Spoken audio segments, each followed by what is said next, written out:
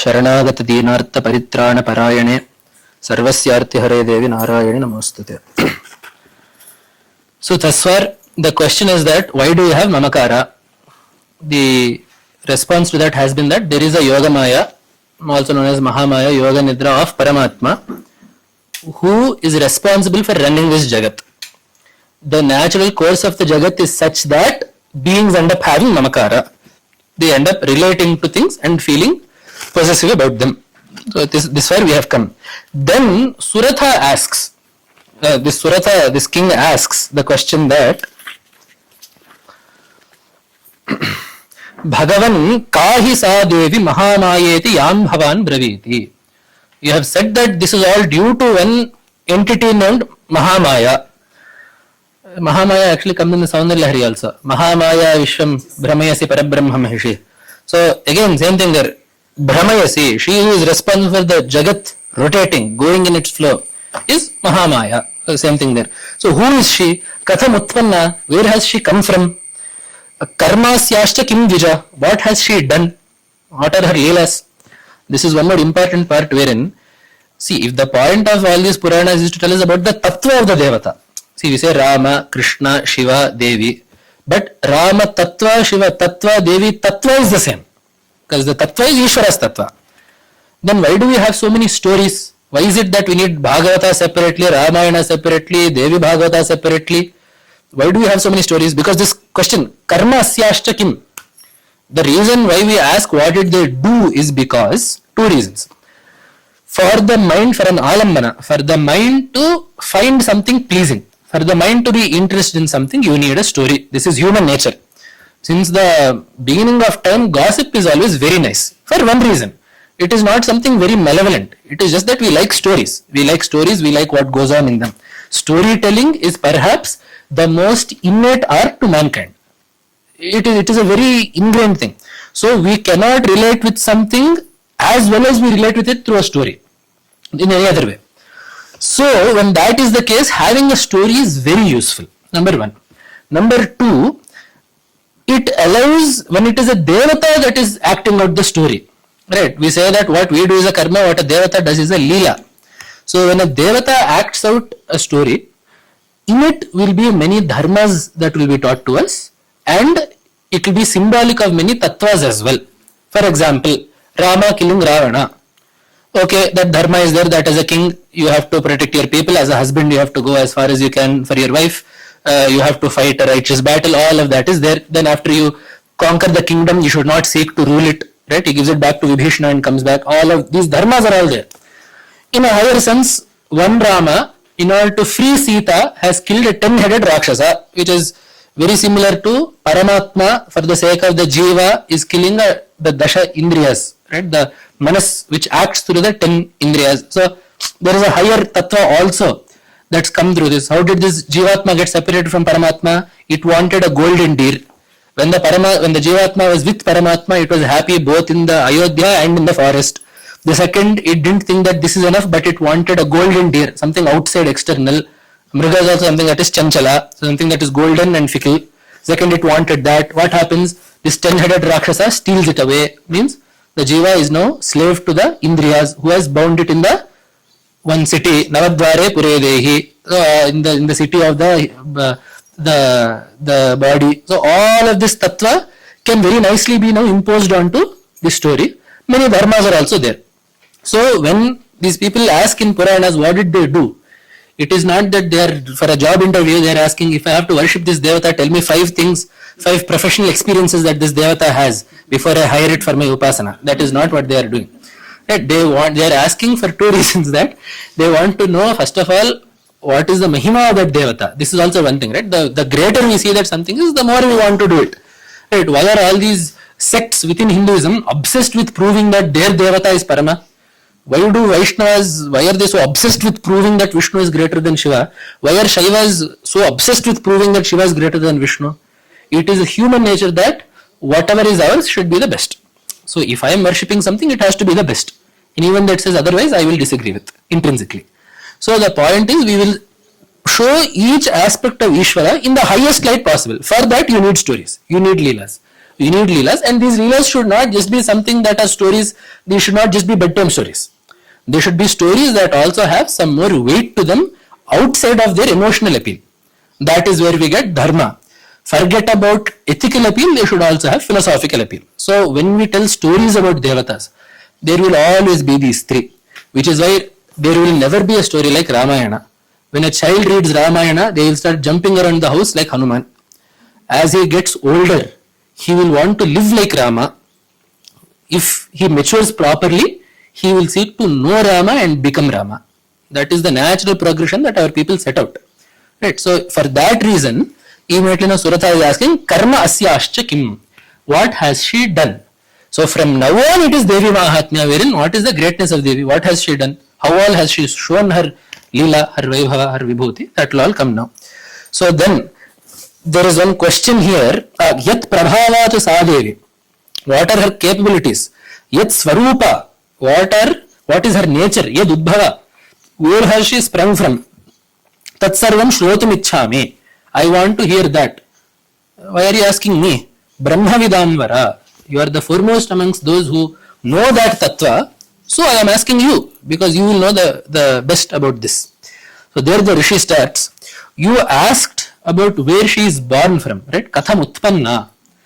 She in fact is never born. Nityaiva Jaganmurtihe Taya Sarvam Idam Tatam. She in fact is eternal. Jaganmurtihe. She appears as the Jagat. Taya Sarvam Idam Tatam. She not only appears as the Jagat, but she permeates it as well. Tathapi Tat Samutpattihi Bahudha Shruyatam Mama. Even so, I will tell you about many ways in which she came to be. She is permanent. It is her alone that is appearing as this Jagat, and it is her alone that has permeated this Jagat. Even so, she is discussed as being born in many different ways. Let me tell you about some of those. Then how does this work? You are saying she is Nitya, and then you are saying her birth is talked about in many different ways. Her Utpatti is manifold, you are saying. The next is Devanam Karya Siddhyartham Avirbhavati Sa Yada Utpanneti Tada Loke Sa Nityapi Abhidhiyate. Although she is Nitya, one Devanam Karya Siddhyartham, in order to protect the Devatas and ensure that their tasks get fulfilled properly, Avirbhavati Sa Yatha. In the Vyakhya here they have written very nicely what the word Avirbhavati means. Prakasha Bhavati Tirtha. Something that was not evident before now becomes evident. Right? The example that many times they give in Shastra is Shami Garbhe Vanhihi, like fire in wood. Right? As I said earlier, fire is a reaction. The potential for the reaction is always there. It is only when you set it on fire that you see it. Right? The chemical bonding and the chemical energy is always there in the fire. It is only when the flame is lit, right, when that first spark of combustion happens, that you see the fire. That it is the same energy that you are seeing, but it has now become explicit to you. In the same way, she who is Jagat Taya Sarvam Taya Jagadidam Tatam, she who permeates this Jagat every now and then to ensure that this Jagat runs properly, appears also. See, there is no rule that Ishvara has to be visible for him to run the Jagat. Right? In our Shringeri website, in the Shringeri YouTube channel, many times this live feed goes. It is not necessary that we have to see the person who is giving us the live feed for the live feed to come. Right? The live feed will come. Someone is doing it. We don't have to be able to see them. In the same way, all of this is going on. It is not necessary that the person who does all of this has to be visible. In fact, Veda is also very clear. Na chakshusha pashyati kaschanainam. No one sees that individual with their eye. Na sandrishe tishtati rupanasya. He does not have any form. Na chakshusha pashyati kaschanainam. No one sees him with their eye. Then how Hrida Manisha, with his Manasabhitripya, with the mind you can see him. With the dhyana, that is the dhyana yoganugata apashyan, devatma shaktim, swagunair nigodham. That dhyana, yoga, these are the sadhanas that you used to see Paramatma. It is not that Paramatma is visible through just your eye. Right? So Paramatma can take upon a form that is visible to your eye. But Paramatma's true nature is not something that is visible to your eye. This is the situation across all things. So when she takes upon a form that is visible to the eye, then we say that she is Utpanna, iti avidhiyate. We say that she is born, but we will see in all three of these stories that Devi's Avirbhava happens. Nowhere is she actually born. There is no such thing like, for example, Kausalya, she took the payasa, she became pregnant, then after 10 years, Kausalya, Sushuvya Raman, none of that happens here. It is not even like Devaki, wherein the concept of Krishna being born is there. See, even in Bhagavata, Krishna is not actually properly born. He is within the Garbha and he just appears outside. So, kind of like that, in the same way here also, Devi is not really born anywhere. She exactly Avirbhavati, she ends up appearing. Where she appears from gives us a lot of insight into the nature of Devi. But she is not born. There is a difference between being born and appearing. Right? Born means you are given a body due to your karma. That is our situation. Appearing means you take upon a form of your own will. That is Ishvara's situation. Right? So that difference is always there. So then one story is being told. Yoga nidram yada Vishnur jagat yekarnavi krite astirya shesham abhajat kalpante bhagavan prabhu. Kalpante, once Srishti Sthiti had finished, it was time for Laya. The Jagat was folded back into its original suitcase. And once that had happened, Vishnu is now sleeping on his Adishesha. Here, very neatly it says, Vishnuhu yoga nidram abhajat. Means he sought out yoga nidra.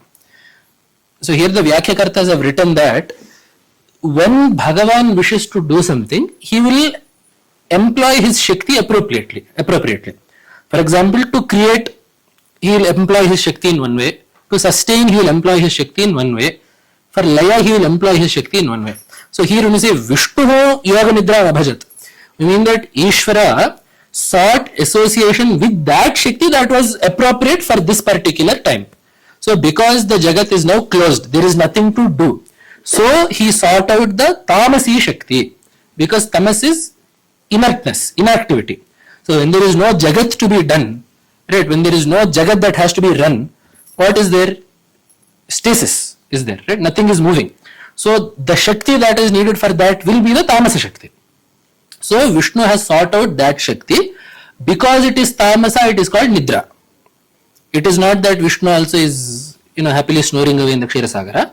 It is called Nidra so that we understand it. Because it is a Shakti of inertness. Because even being inert needs some Shakti. Anyone who has a doubt can try sitting for 2 hours without moving a single limb. It takes a lot to sit like this and not move anything needs strength. Right? There is that is a Chit-Shakti, Chetana Rupa, Jada-Shaktir, Jadatmika. Even inert things need strength. There is some strength that they also need to derive from. So when Bhagavan uses his Shakti in such a way that everything is immobilized, everything is inert, that Shakti is what we call that Tamasi Shakti, which he uses between that Pralaya and the Srishti again. So in such a situation, what had happened was, Taradva Vasuro Ghoro Vikyato Madhu Kaitabha Vishnu Karna Malodbhuto Hantum Brahmana Mudyato. So from his Navi, in his Navi Padma, Brahma is always there. So Brahma is sitting there. While that was the case, from the Karna Mala, the ear wax, 2 Rakshasas came out. They were Ghoro, they were fearsome. Their names are Madhu and Kaitabha. These 2 names are also very interesting. Madhu means honey, something that is sweet. Kaitabha is a name that is not exactly very clear. Generally what many people say is Kitavadbhati, iti Kitabha. That which appears like an insect is Kitabha. Someone that sees everyone else like insects is Kaitabha. Someone who looks down on everyone. Madhu is sweetness, someone who wants things to be sweet. He wants to take things, he wants to enjoy. So these 2 are said to represent the asuric natures of Rajas and Tamas. And especially they say that because they were born from the ear wax of Bhagavan. So the wax is a tamasic dhatu. Right? So each dhatu will have a nature. For example, blood is rajasic. In the same way, the Shukla and Shonita are also the dhatus from which life comes. Those are also supposed to be rajasic. In the same way, the dhatus, the parts of the body or the natures of the body are also separated into depending on their gunas. In the same way, this mala, any excretion, any excrement that is produced by the body is almost immediately considered as tamasic, whether it be other excretion or even sweat or this karanamala, or when we wake up these things come in the eye that you have to rub out, or when you drool, that saliva, Anything that is excreted from the body is generally said to be tamasic, which is why if we touch it, we again have to wash our hands. If we are doing puja, all of that is there. So the fact that they are born from this tamasic dhatu means that they are also very tamasic individuals. And when, for the sake of fun, they were born from Vishnu's Shruti. So they are born from the Shruti in a very tamasic way. So we can, some people also take this to be that Shruti means the ear. It also means Veda. So some people take this to mean that a tamasic outlook towards the Vedic Marga, which is why immediately they went to Hantam Brahmana Mudyato. They wanted to get rid of Brahma, who is the caretaker of the Vedas. The Vedas are in his care. So this is one thing. So then what happens is, as we all know, Brahma wants to pray to Vishnu to protect him. That is to say, Ishvara. When we say Vishnu here, we have to see it as Ishvara. So he prays to Ishvara to protect him, but Ishvara is not responding. Paramatma, Vishnu is not responding because he has chosen to associate himself with that Tamasi Shakti, which causes inertness. So then Brahma says, forget about the dharmi, let me instead try to change the dharma. This we talked about, right? The dharma and the dharmi. So the dharmi is anyhow going to be the same. What the dharmi does is based on what dharma he takes upon. So let me not, if the dharmi is not responding because of the dharma, let me change the dharma that I am praying to. Right? So there he says that Tushtava yoga nidram tam ekagra hridaya sthitah vibodhanarthaya harehe hari netra kritalayam Vishweshwaryam Jagadhatriyam Sthiti Samhara Karinim Nidram Bhagavatim Vishnu Ratulam Terasaf Prabhu. This is whom he has prayed to. So he is praying to that Shakti of Bhagavan, which has for the time being situated itself in his eyes. Because Srishti is related to the eyes for Bhagavan. Even the dhatu that the Upanishad is Tadaikshata, it saw. There in Veda the word it saw means it decided to create. So the concept of creating and doing is deeply connected to the eyes, symbolically. In fact, I think this is there in all languages also. For example, in Telugu, Kanipettukovadam, Kanukkovadamu, all these, or Choddamu, Dani Pani Choddamu, all these dhatus, this is there in Kannada, Noduvudu, Nodkolluvudu, all this is there, right? So all these epithets that have to do, or all these verbs that have to do with seeing, usually involve action. The act of giving rise to something. In Telugu, we say Pillalni Kannadamu. This verb of Kannadamu both means to see and to give birth to. Very interestingly, it fits exactly with the Vedic usage as well. Interestingly, a happy coincidence. So, in this case, in the same way, Bhagavan's desire to create the Jagat, rule the Jagat, run the Jagat is connected to his eyes. So, this Tamasa Shakti which is saying none of this right now, this is not needed right now, means that inertness is sitting there, which is why Bhagavan is inert with regards to the Jagat. Right? Because he himself is Shuddha Chaitanya, that will never be inert. Chaitanya is always awake. When we say Bhagavan is inert, we mean with regards to the Jagat, which means he is not acting in regards to the Jagat, he is not seeking to do anything with the Jagat. So, from the standpoint of the Jagat, he is inert. So, even the Vyakhyakarya here also writes, Vishnoha Nidram, by saying that, it is reminding us that it is not that Vishnu is under the influence of Yoga Nidra. It is not that Yoga Nidra has subjugated Vishnu. It is that Vishnu has united himself with this Shakti in such a way that this is the state. Right? Because Ishvara and Shakti, as we said extensively in the last one, it is not that we are viewing them as separate right now. Right? The Shakti is not separate. So Ishvara has chosen to act in such a way that he is right now not doing anything with regards to the Jagat. So there, that Shakti, although right now it is causing Ishvara to be inert, is actually Jagat Dhatrim, it is the progenitor of the world, Sthiti Samhara Karinim, it is the cause for Sthiti and Samhara, and it itself is Bhagavati. This too is again a reminder that it is not Bhagavan's Shakti separately. Bhagavan and the Shakti are not separate, because the Shakti is also being called Bhagavati. If it was Bhagavan's Shakti, it should be Bhagavati Shakti. If you want to say belonging to Bhagavan, the pratyaya will be such that it will become Bhagavati. But that is not. The Nidra also on its own is Bhagavati. And we cannot just say that here the word Bhagavan means someone worthy of respect, the way it is sometimes is for rishis, because the Visheshana is given. The adjectives given are that entity which is responsible for Srishti Sthiti Samhara, which is exactly the definition of Ishvara. So the Nidra is not being viewed as separate. It is that nature of Ishvara that is being prayed to now. So then Brahma is praying. There are this Brahma Stuti. It is called. It is very corresponding to the Ratri Sukta of the Vedas. This is in fact called the Tantrika Ratri Sukta. It is called. So in Tantra, in the Upasana Sampradaya, this is equal to the Ratri Sukta, because the Ratri Sukta too, the symbolic night is that in which everything is closed, nothing is going on right now. That is exactly the state of the cosmos that is being described here. So the Devi that is there then, in the Dashamahavidyas, the state that somewhat corresponds to this, maybe not exactly, but somewhat corresponds to this is Dhumavati. So in the Dashamahavidyas, there are Devis viewed in many forms. There is Kali, whom we will see later, who swallows everything as time. There is Bhuvaneshwari, who sits within the Jagat controlling it. There is Kamalatmika, who nourishes the Jagat. Right? There is Bhairavi, who burns the Jagat, who makes the Jagat, who orders the Jagat into working under it. Then there is Tara, who enables the Jagat to cross through. Right? In the middle of these, you also have Dhumavati. She is represented as an old woman, decrepit, bent over, white-haired. When we are talking about Adiparashakti, why are we looking at her like this? Again, it is not her nature. It is her with regards to Jagat. So when Srishti is not happening, as you said here, when Paramatma is inert with regards to the Srishti, then what is the nature of the Shakti of the Jagat? It has gone down. It has become worn out. It has become Jirna. It has become used up. That is represented as an old woman who has nothing left in her body, whose vigor has gone. So that is still Shakti though. So for that time being, the Shakti is kept like that. The second he wants to rule it again, she will be sitting as Lalita Tripura Sundari on that Simhasana. The same Shakti when the Jagat is not needed is Dhumavati. The same Shakti when you want to run the Jagat is Bhuvaneshwari. If you want to run the Jagat and transcend it at the same time, that is Tripura Sundari. Loka Natitya Lalate. She controls the lokas but also transcends them, which is why out of all the Dashamahavidyas, Shri Vidya is said to be the greatest because it both shows us Devi in the Jagat as well as beyond it.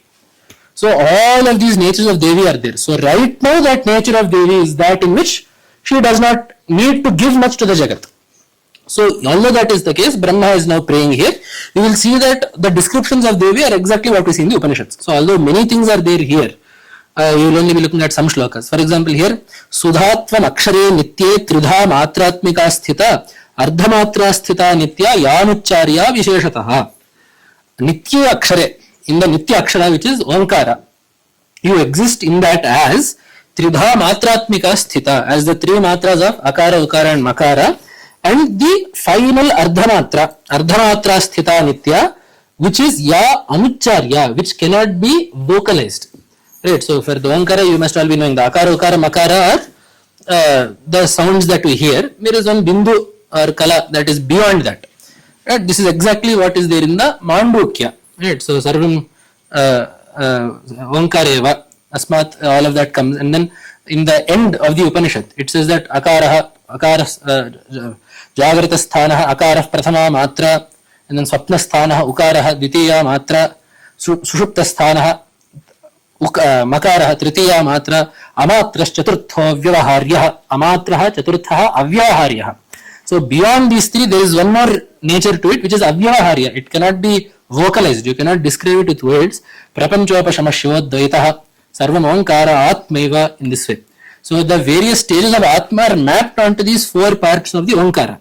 That is so that Paramatma, who is known through the Onkara in this way through the Upanishads, is exactly what is being told here. Akshara Nitye Tridha Matratmika Sthita, and also Anucharya Ardhamatra Sthita. In this way that is there. Then in all our Puranas, there are some copy and paste stotras. For example, Tvayetat Dharyate Vishwam, Tvayetat Srijire Jagate, Tvayetat Palyate Devi, Tvam Atsi Anteta Sarvada. This is there everywhere. You only are the Srishti Sthiti Laya Kartri. That is all there. Then there is one very interesting shloka that is there.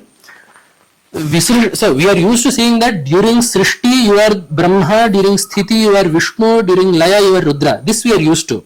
Very interestingly, because it is Shakti here, right, and even in science, the concept of matter and energy not being separate, even if we keep that in mind, we will understand this. Visrishtau Srishti Rupatvam Sthiti Rupacha Palane Tatha Samhriti Rupa Ante Jagato Asti Jaganmaye. You not only are the entity that creates it, pervades it and dissolves it, but in fact, while creation is happening, you are creation. While sustenance is happening, you are sustenance. When dissolution is happening, you are dissolution. This is a very interesting concept in that when Paramatma is creating, he is creating, but what is being created is also not separate from him. When we say not separate from him, I mean exactly as I said, as the snake is not separate from the rope. There is nothing that has an independent existence outside of him. So, when the snake is seen in the rope, it is not just that the snake is seen in the rope, but the snake is also the rope. In the same way, when Paramatma creates this Jagat, he not only creates this Jagat, but he also is the Jagat then. So this interesting nature is also there. Then one more shloka here. Prakritistam cha sarvasya gunatraya vibhagini kalaratrihi maharatrihi moharatrischa daruna. This shloka is a very commentated shloka, oft commentated shloka, because this last line kalaratri, maharatri, moharatrischa daruna. These three ratris that are there are actually mapped onto some Ratris in our calendar. For example, the Ratri before Deepavali. That Ratri is one particular special Ratri in our Shastras. In this way, some Ratris are there. Here though, the esoteric meaning is that you are Kala Ratri. Ratri refers to the ending of something. So, when the day ends, the end of the day is called Ratri. The Ratri ends when the day starts again. So, the ending of something is called Ratri here. You are Kala Ratri. Here, Kala Rupo Ratri. Kala is Mrityu. So you are the Ratri, that is death. That is to say, that sleep, that is the end of life. You are Maharatri, Mahato Ratri, Mahato Brahmanaha Ratri. So when Hiranyagarbha finishes his lifespan, and then he also goes. Hiranyagarbha, another name for him is Mahan. Right? Even in the Tattvas, when you have that Ishvara, then from Ishvara, that Mahat, Ahankara, Buddhi, all of these come, right? The first Tattva that is created is the Mahat Tattva. That is none other than Hiranyagarbha, who is created from Ishvara. If you say it is Shiva, it is Ishvara or Vishnu or whoever it is. The first entity who is created is always Hiranyagarbha. So that entity is named Mahan. So his Ratri, that is to say his end, after the Sahasra Yuga Paryanta Maharyad Brahmano Viduho, Ratri Yuga Sahasrantam Teho Ratri Vido Janaha. That is there written in Gita, that 1,000 yugas are that Hiranyagarbha's day, 1,000 yugas are his night. Then after that, at the beginning of each day, all these jivas come out. And the end of each night, at the end of each day, all the jivas go back in. So all of this time span is based on Hiranyagarbha's lifespan. So you are that time that dictates even his lifespan, Hiranyagarbha's lifespan. The last Ratri that you are is Moharatri. You are that Moha which blinds people like Ratri. This is exactly what we said earlier. The fact that this Ahankara and Mamakara blinds us to our true nature. So just as in the night you can't see anything, in the same way this Moharatri is blinding. In the sense that you can't see anything, and that is why the other two Ratris are okay. Death, right? The death of each individual, okay, we can deal with that. Even Brahma's passing, okay, he is also the Hiranyagarbha. Hiranyagarbha is also Jiva like us only. That our death is after some 80 years, his death is after some thousands of yugas, so that is also fine. But this Moharatri is the only Ratri that has been given the adjective Daruna. Kalaratri and Moharatri are okay, Chotavala Ratri. This is Daruna Ratri. This is the most terrible Ratri because it takes the most effort to get rid of. Right? This is the Ratri that has been, these other Ratris are only for one Janma. For this body I will die only once. This Moharatri will ensure that I die again and again and again and again. So for that reason this Moharatri is said to be Daruna. It is the most terrifying, fearsome of all Ratris. Then one more is Tvam Shrihi, Tvam Ishwari, Tvam Hrihi, Tvam Buddhir Bodha Lakshana, Lajja, Pushtihi, Tatha Tushtihi, Shantihi, Kshantirevacha. So these are all, this list, I am telling this list because it is very similar to what Krishna tells in Gita as his Vibhutis. Kirti Shrir Vaksha Naredam Smritir Medha Dhritihi Kshama. Most clearly found in Strimurtis are my Vibhutis, Krishna says. That is more or less the list that has been told here. Shri, Hri, Buddhi, Lajja, Pushti, Tushti. These qualities are also there. So, and then he also says, Yacha kinchit kvachid vastu sadasadvakhilatmike tasya sarvasya ya shaktihi satvam kim stuyase maya. So, we have split the Jagat into two, Sat and Asat. Here Sat means Paramatma, Chetana. Asat here means Jada. It is not the Shastra Tatparya asat, wherein we talk about the Vandhyaputra, this asat just means jada, that which is not permanent. So for both of these, they have their own Shakti. As I said, that is in the Lalita Sahasrama. Chit Shakti, Chetana Rupa, Jada Shakti, Jadatmika. Both of these Shaktis are, as I said, from the same source. It is just that it is like saying the Shakti of the generator and the Shakti of the light bulb. It is the same. It is just that when you view it at the source versus viewing it where it is used, you will see a difference there. It is used in Jada Padarthas, it belongs to the Chetana Padartha. So in that sense, you are the Shakti that is found in the Chit Padartha, which is the Atma, Ishvara. You are also that same Shakti that is then applied through the Jada Padarthas. That is also one thing that is there. Then here, Vishnu Sharira Grahanam Aham Ishana Evacha Karitaha Te Yataha Atastvam Kastotum Shaktiman Bhavet. It is because of you that myself, Vishnu and Shiva, the Trimurtis, right? Or for us to understand, Ishvara's three forms to do Srishti Sthiti Laya. These forms have all been taken up because of you. Aham Vishnu Rudraha Sharira Grahanam Karitaha Vayam. We have been made to take up forms because of you. So here it is as if Vishnu did not want to take a form, but Devi says, hey, you have to do Sthiti, put on this uniform, go to work, kind of thing. In the sense that again, like before, not that again Vishnu is subservient to this, because again we are reminding ourselves of that. It is that Vishnu looks like Vishnu because he has taken upon the Palana Shakti. For Vishnu to do what Vishnu has to do, for Ishvara to do what he has to do as Vishnu, he has to be a certain way. Right? The nature of that Sarva Vyapakata, taking avatars every now and then, all the avatars that he has to take to set dharma correctly, all of this, he has taken this responsibility up as the Sthitikarta. For that, he has to use his Shakti in a certain way. So it is because Ishvara has taken up that Vaishnavi Shakti that he appears as Vishnu.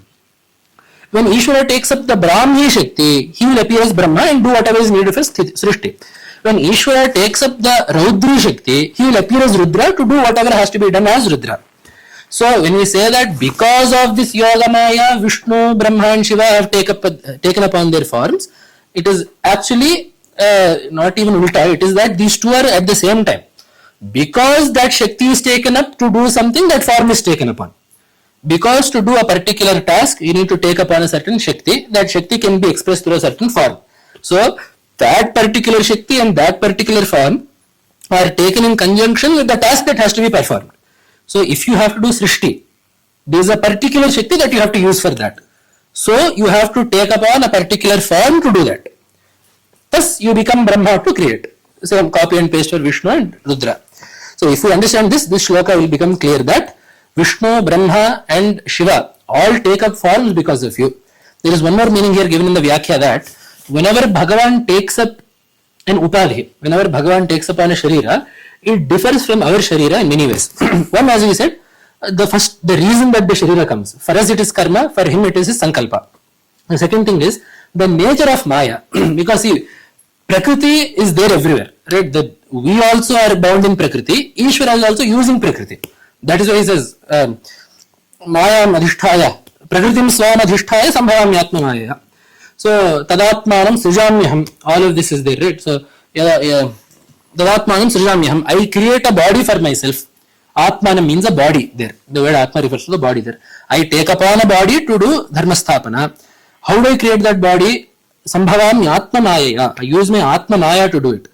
We are also living in the byproducts of Maya only because this Jagat is born out of Maya. So what is the difference? This Maya is Trigunatmika. When Ishvara takes upon Maya, he takes upon Maya with Sattva predominating. Which is why Ishvara is able to use his Shakti fully. Because Sattva allows for the full expression of Jnana, Sattva allows for the full expression of strength. The Jiva is said to be Malina Sattva Pradhanopadhikaha. The Maya that is forming our Upadhi is not mainly Sattva. It is all mixed up together such that our capacities are limited. Why are our capacities limited? Because our Upadhi is limited. So, in that sense also, Ishvara takes upon an Upadhi of that pure Maya. That Maya is you. So, that sense is also here that the fact that Ishvara takes upon a body out of Maya, because Ishvara has to take upon a body. The body is not Shuddha Chaitanya. Therefore, the body has to be outside of Shuddha Chaitanya. So, what is it made up of then? What is the material out of which the body is made? Yoga Maya. Which is why Ishvara's body can do things that our bodies cannot. Krishna can show the entire Jagat inside his mouth. Right? Narasimha can randomly come out from within a pillar. And all of this can happen only because the Upadhi that he is taking can do anything. See, my Upadhi can only run this many kilometers an hour. So whatever I do will only be limited to that. Some cheetah's Upadhi will be there. That Upadhi can run much faster. So based on the Upadhi's capabilities, the individual can use the Upadhi. So because Bhagavan is doing anything and everything, he will take upon the Upadhi that can do anything and everything, which is you. And you are no different from him. In this way it goes in a circle. In the same way, then he then asks, Mohayeto Duradharsha Asuro Mahakaitabha. So then we know the story from there. So then having done that, the Devi comes out of Vishnu from his eyes, from his mouth, from his uras, from his arms, from everywhere in Vishnu's body. That Yogamaya comes out, appears in front of Brahma and gives him some boons, and then Vishnu gets up, he fights with Madhu and Kaitabha. They fight for a long time, they are not dying. Then Devi deludes them. Then Vishnu says, I'll give you a boon. Then they say, who are you to give me a boon? I'll only give you a boon. Vishnu says, please die. They say, okay, you. Then they say, you can kill us, but only where there is no water. Then Vishnu says, okay, here, my thighs are ready. He increases his body, puts them on his thighs and cuts off their heads with his chakra. End of story number 1. So here too, do we see how Devi appeared? We said Uttama, right? So Devi here also appeared. She was latent in Ishvara until then. Ishvara was sleeping. She was latent within him. But she then appeared to Brahma. That description of all the ayudhas that she had, the black form, all of that is described. But she appeared then, and then we will say, oh, this form of Devi is responsible for the deaths of Madhu and Kaitabha. So it is always Devi who is always there. But when she appears like that, we will say, she has appeared for this. So in that sense, sa utpanna iti abhidhiyate. Then the next story, one more interesting character has approached us, who is Mahishasura. Why is he a Mahisha? Out of all of the animals that we humans are disgusted by, why a buffalo? He could have very easily been a dog or a cat or I don't know what other animals that we seek to put pesticides for. Right? Why was he a Mahisha? A buffalo is an animal that is very physical. It is very rooted in its body. It likes its body and it doesn't care about anything. Right? It goes and rolls in mud. One person nicely told, that animal which will stand in the middle of the road and won't move even if you honk is a buffalo. That is how you can, and it is happy where it is happy with what it is, it doesn't care about anything else. I have eaten, I have slept, I have rolled in mud, done. That is my dinacharya. So that animalistic mentality is most obviously seen in a buffalo, which is why even when we make fun of people, the most frequently invoked animal is, you are like Gomata. No one says that. You are a buffalo is what we will say. And the most dull animal, that is inert, that does not use its brain, that is very base and banda in Telugu. Right? That kind of, banda is the right word in Telugu. Baga bandaga untundi, dunapotu. So that kind of a nature is most seen in a buffalo. So Mahishasura represents all of that, just as Madhu and Kaitabha represented the tendencies that we discussed earlier. So what did this fellow do? He has done something different. This Madhu and Kaitabha wanted to cut life off at the bud. So they wanted to kill Brahma. This Mahishasura is interested in displacing all the Devatas from their places. That is where it starts. The Devatas lost to Mahisha, and Mahisha has taken over all the respective dominions.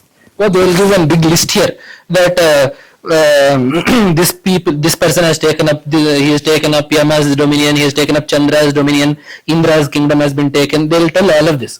By this we need to understand that Mahishasura has usurped the way that the Jagat is supposed to run. Right? These Devatas are all what we call in Vedanta as Adhikarika Purushas. They are entities who have been put in a certain place, given a certain Samarthya by Ishvara in order to fulfill a certain end. For example, Indra has been put in a particular place such that the rains come timely and the Bhumi gets the water that it needs Again, then we'll say, then why is there drought? Does it mean that Indra is not doing his job properly? Paramatma has not put Indra there such that there is always rain falling. Paramatma has put Indra to give rain in such a way that the karma phalas of jivas are fulfilled. So if there is a group of people for whom the karma is such that they have to experience drought, Indra's job is to not rain there. There is an aspect called rain. There is one more place where people are hungry, they have punya, they need to get food. There, Indra's job is to reign, because Indra is the implement through which Ishvara makes the workings of the Jagat happen. And the workings of the Jagat are directed for only one purpose. The karma phalas of various jivas from before have to be exhausted. Our problem is we keep making more things happen, so this Jagat keeps going. So that is the situation. So all these devatas have been put in order to do their duties in a certain way as per Ishvara's will, and Ishvara's will is not independent. He does not want a drought in one place and a flood in another place. Ishvara's will is that the praja of this earth, or all living, not just of this earth, anyone, anywhere, should be getting whatever is necessarily due through their karma phalas. So these devatas are supposed to act in that, in accordance with Ishvara's will. So what Mahisha did was, he scrapped them. And he said that forget about their will, I want all of this to work as per my will. That is to say, this Jagat should not run as per Ishvara's Agnya, it needs to run as per my Agnya. And there's one modern poet who wrote one in Telugu. He has written one piece on Lanka, on how Ravana's kingdom used to be. Because we hear that, right? Ravana's kingdom was very opulent and all. Whenever he wants, Agni will come. Whenever he wants, it will rain. When all that is there. He said, this is our modern life. We want fire, we want light without fire. We want water without enough water supplies. We want clean air without keeping the air clean. Right? We want the bhumi to be fertile without keeping it fertile. Right? We want annual populations to be flourishing without conserving animals.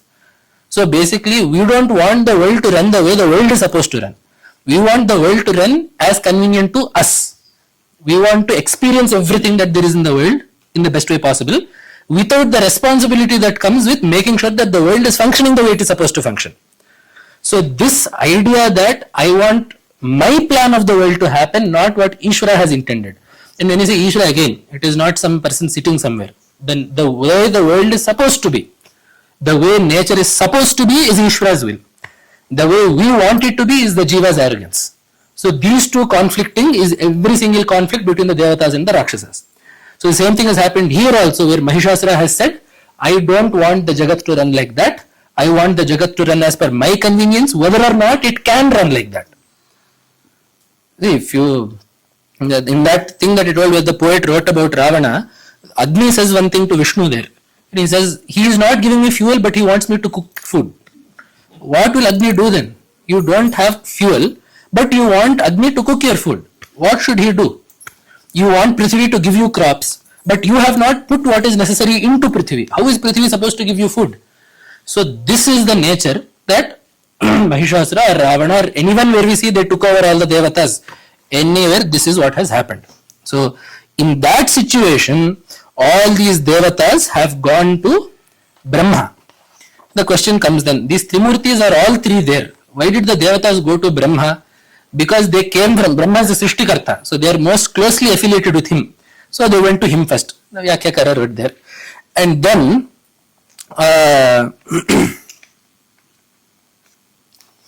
what happened was, Brahma said, let us not solve the problem here, let us go somewhere else. Yatresha Garudadhajo. Let us go to where Shiva and Vishnu are sitting. Because everyone fights using their names, but those two are always on very good terms. Shiva and Vishnu are always on good terms. People fight using their names and their namas and pundras and all, but those two are best friends. So they were sitting together in one place and they went there. The second that they heard what had happened, Kopam Chakratuhu, they got angry. Bhrigati Kutilanano, Vishnu and Shiva both got angry. Now we will understand why they got angry. Because we talked about what anger was in the beginning. When you have set something to run in a certain way, the responsibility and the authority that you have to make it run a certain way is the anger. The second you see that it is not running that way, it becomes time to show that. So because the Srishti has deviated from its natural course, it now becomes time for Ishvara to show his authority which is represented as anger. So I'm just trying to read the shloka there.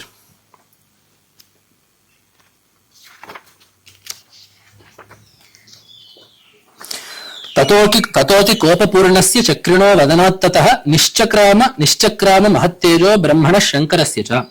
From the faces of Vishnu, Shiva and Brahma, that is to say the three manifestations of Ishvara to do Srishti Sthiti Laya, came a Tejas. Another word for Tejas is, as we know, Shakti. Right? Tejas is light. Tejas is also used to mean Shakti. Bhartrihari says, Nakhalu Vayas Tejaso Hetuho. Vayas is not the, you cannot determine someone's Tejas based on their Vayas. That is to say, you cannot determine someone's capacity based on their age. The example is, Simha Shishurapi Nipatati Madamalina Kapola Bhittishu Gajeshu. Even a lion cub will leap onto the foreheads of elephants. So, Prakritiyam Sattvatam. This is the nature of anyone who is valorous. Nakhalu Vayas Tejaso Hetuho. Right? Capacity, capability does not wait for age to express itself. So in that shloka, Tejas has been used to mean strength, capacity. So those Shaktis have come from the faces of the Trimurtis, and not just from the Trimurtis, from every other Devata that was there. Anyeshanchaiva Devanam Shakradinam Shrirataha. Note that the three Murtis have been spoken about separately and Anyesham, because this Shakti directly belongs to Ishvara, and through Ishvara belongs to the Devatas. So Indra's Shakti is not Indra's.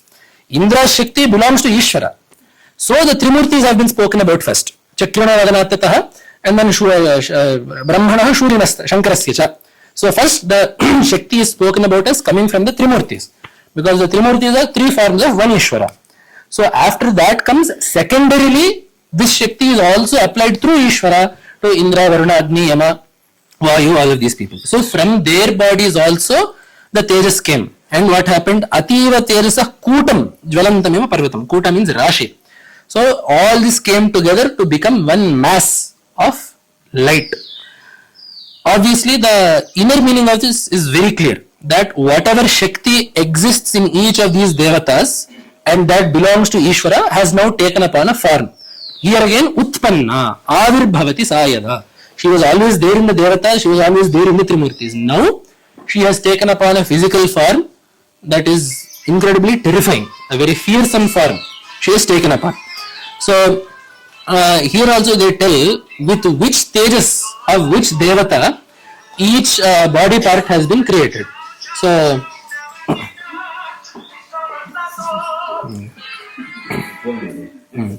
so they have written which Devata's Tejas has contributed to which body part.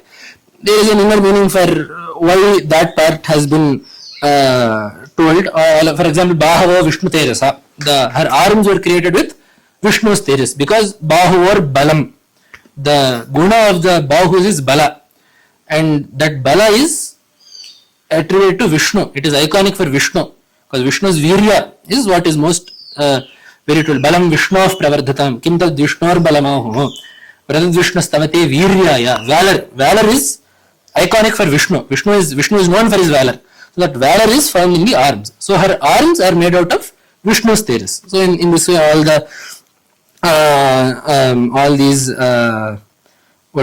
all these body parts were made out of those Tejas, and then each Devata gives her an Ayudha from their own Ayudha. Chakrat Chakram. Vishnu gives her a chakra from his own Sudarshan chakra. Shiva gives her a Trishula from his own Trishula. So here also it is clear that an Ayudha is an implement. So even those belong to her. Even the Shakti of the user as well as the Shakti of the instrument.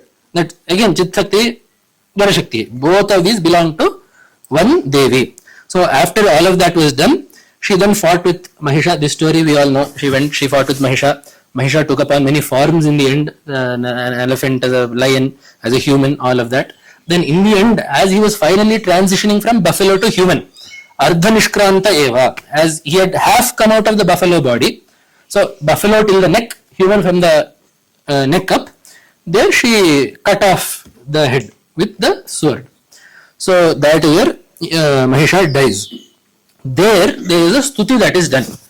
Here, Again, as usual, there are many Vedantic concepts, and in fact, here we will find a lot of poetry as well, in the sense that stutis can be done in three different ways. There can be just names. Some stutis are like that.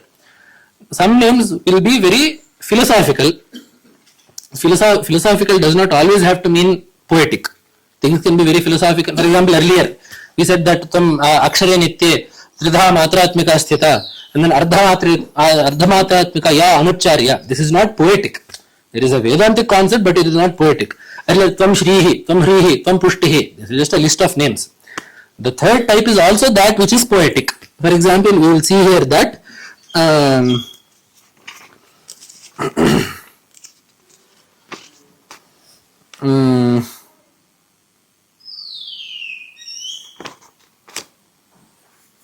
दृष्ट्वैव किन्न भवति प्रकरोति भस्म सर्वासुरान् अरिषु यत् प्रहिणोषि शस्त्रम् लोकान् प्रयान्ति रिपवोऽपि हि शस्त्रपूताः इत्थं मतिर्भवति ते श्वहितेषु Sadhvi. So there the devatas say, your sankalpa, who is Mahisha to stand in front of you? You could have just looked at him and made him into bhasma, as Devi in fact does in the next katha. When Dhumralochana comes, her hunkara makes him into bhasma. She could have very well done that. Why have you even used your weapons to fight with Mahisha?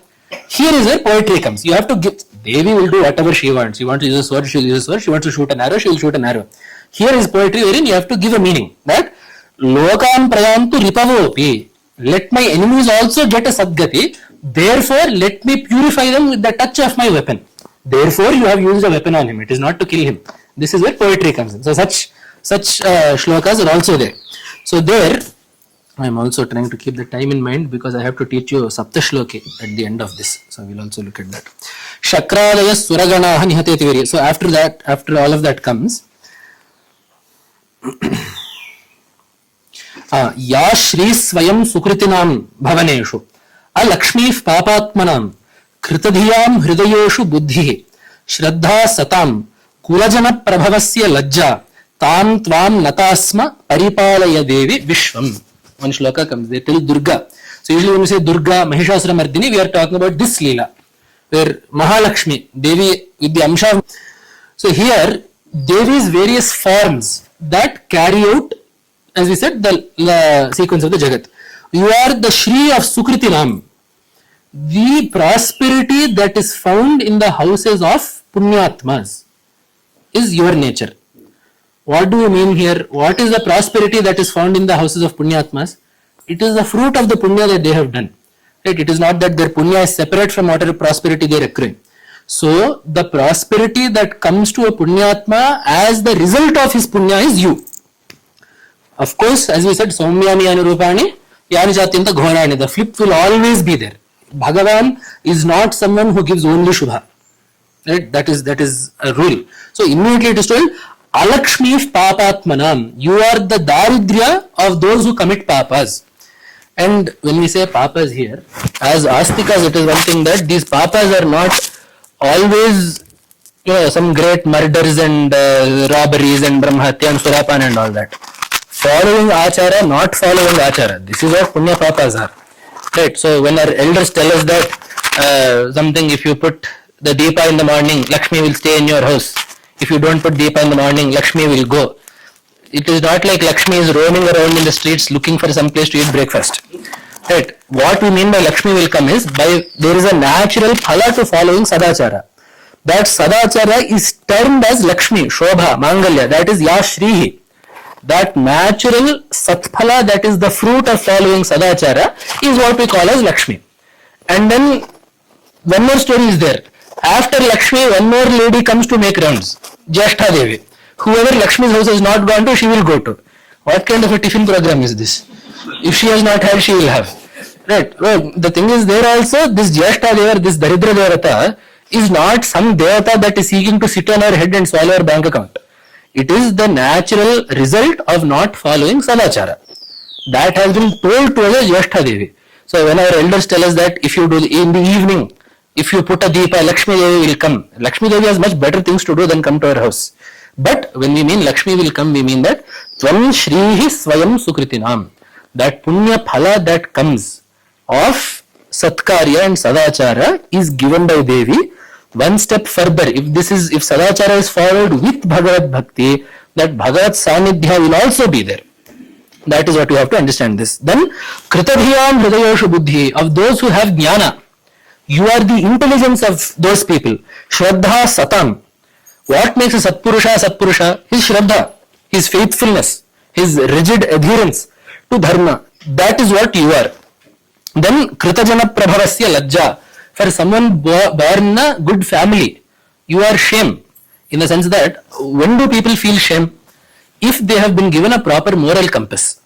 If you have proper morals, you will feel shame, you will feel ashamed to do something that is wrong, and you will feel ashamed if you don't do something that is right.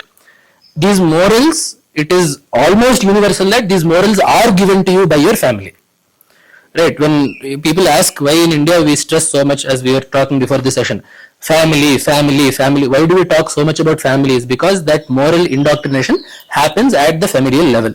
If the parents are not good, you cannot hope to have a good child. So that nature of, we will say whether you have been born in a good family or not based on your pravritti, it is not an attempt to segregate out families. It is an attempt to say that your samskara will reflect how you are raised. That is what it is saying. So that is why Lajja, you are the shame of those who are Kulajana Prabhava, those who have been born into a good family. A good family is not a particular caste. Kulajana Prabhava, Kula is not, in Telugu Kula ilgadu.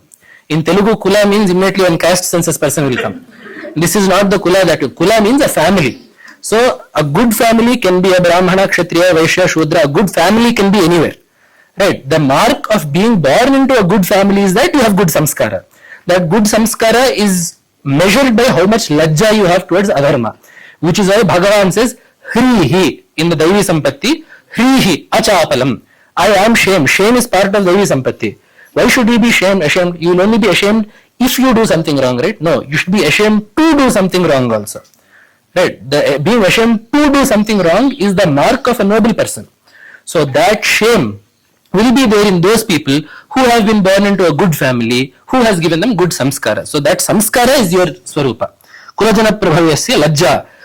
Tam natasma paripalaya devi vishwam. So with all of these, as the Devi that gives the punya phalita of sadachara, as the Devi that gives the papa of durachara, as the Devi that gives proper intellectuals their intellect, as the Devi that acts as the moral conscience of virtuous people, in all these forms, paripahi vishwam, protect the jagat, make sure it runs in the right way.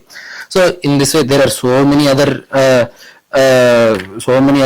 shlokas are there. Medhasi Devi Vidita Akila Shastrasara, Durga Bhavasagara Nohu Asanga, Shrihi Kaitabha Hridayeka Kritadhivasa, Gauri Uttama Shashimauli Krita Pratishtha. You are Gauri, who has taken a precedence in the left half of Shiva. You are Lakshmi, who has seated herself upon Vishnu. You are Medha, that Medha Devi, who gives the knowledge of all the Shastras. In this way, all of this is there. So I don't want to take too much time. At least by 5:30 or 5:40 I should finish. So let us just move to the third story, which is the longest story. In the end, Devi gives Abhaya to the Devatas. The Devatas, she says, you ask, I am happy with your sutra, you ask what you want. They say, whenever we have troubles, Apadaha, may you get rid of those. So she says, okay, whenever you have troubles, I will come and protect you. So the Devatas have remembered this. Mahishasura story ends. Next comes this story wherein Shumbha and Nishumbha. These two, Shumbha and Nishumbha, refer to Dambha. It refers to show-offs. If you notice the nature of Shumbha and Nishumbha, Mahishasura is interested in dragging everyone down with him. Madhu and Kaitabha only want to destroy. Mahishasura wants to drag everyone down and enjoy them with him. Shumbha and Nishumbha want everything that is good to be theirs. That is why you'll see this Ratna, that Ratna, this Ratna, all these Ratnas they need to be mine. He gives one list. Gajaratna is Airavata, I have conquered that. Ashwaratna is Uchashras, I have conquered that. Some Simhasana is there in Varunaloka, I have conquered that. He wants everything that is opulent to belong to him. That is the nature of this Shumbha and Nishumbha. So, he has these two, even between these two, Shumbha is the main one. Nishumbha is what we call in Telugu as Atala Artipandu. He is the obedient second fiddle to his elder brother. But the person who stays until the end is Shumbha. And Nishumbha is killed first. Shumbha is killed in the end. That way, even in the Matarme Madhu in the end, Nishumbha, Nitya Nishumbhapahe, then Shumbha Dhamsine. So Nishumbha is killed, then Shumbha comes, even in that order. That shloka is the order of all the Rakshasas that were killed in this Saptashati. So, when this is the case, they all go to Devi again, because they know that Devi has taken a precedence in the Himalayas, right? She is Vindhyachala Nivasini. This name also we get in Lalita Sahasranama, Vindhyachala Nivasini. Various kshetras in Bharatadesha will become specific kshetras for devatas. Based on what? Based on the sadhakas that have propitiated Devi there. Why is Kalahasti so important for Shiva? Shiva has no particular attachment to that mountain. It is that some people who have, some bhaktas have propitiated him greatly there, so he has taken up Sanidhya there. Right? It is not that Arunachala means Shiva is very fond of this mountain, means why will Shiva be fond of a mountain? He is Nityatripta. Fond of the mountain means great bhaktas have invoked him there, they have worshipped him there, he is fond of that bhakti, so he stays there. Right, so all of that in mind, Devi is also in the same way staying in the Vindhyachalas, Himalayas, all of that is there. So they have gone there. This story is happening in the Himalayas. So when they go there, they see Devi, they tell her this, then Devi gives them Abhaya. That is where you get the Namastasya, Namastasya, Namastasya, Namo Namaha. That all comes there. And then in the end, we see in those lines, Ya Devi Sarvabhuteshu Chiti Rupena Samstita. Buddhi Rupena Samstha, Matru Rupena Samstha. Basically, one thing comes that you are the Chaitanya in every Jiva. So, it is kind of how Bhagavan says in Gita, Aham Atma Guda Akesha Sarvabhutasha Istitaha. Very similar statement that you are the Chaitanya within every single Jiva. Namaskara to you. So, such statements are there. Then, after, I am just going through the story because I want to come to the end. So, then, to protect these devatas, Devi creates one more devata from her. This devata is called Kaushiki. Also, she is referred to as Ambika in this sequence, because she is born from the Sharira Kosha of Devi. So, we have heard the word Kosha in Vedanta. These Pancha Koshas are there. The word Kosha refers to anything other than the Atma, to put it bluntly. These Pancha Koshas are anything other than Atma. It so happens that our Pancha Koshas are our Sthulamaya, our Annamaya Shira, our Pranamaya Shira, and our some Vijnanamaya Shira is as related to the Jiva. But if you put all of this together, this is also there for Ishvara. Right? The sum total of all the Jivas Sthula Shariras is Ishvara Sthula Sharira. So these Koshas are there also. So then what do the Koshas of Devi's body represent? They are the cosmos. Right? The cosmos is her body. She indwells the body just as the Jiva is within the Jiva's body. Just as the Jiva Chaitanya is within the Jiva's body. Ishvara's body is this entire Jagat. Right, this Charachara Jagat is his Sharira. So when that is the case, if we say that one Devi emerged from Devi's body, who will come from Devi's body aside from Devi? Does it make sense? If we say there is a lamp and I have taken fire from the lamp, what have you taken from the lamp? You have taken the fire of the lamp. So in the same way, what happened in the first Katha? Devi as characterized by Bhagavan when he has nothing to do to the Jagat. Right? Bhagavan's Shakti when he is not interacting with the Jagat. That is one thing. What happened in the story of Mahishasura?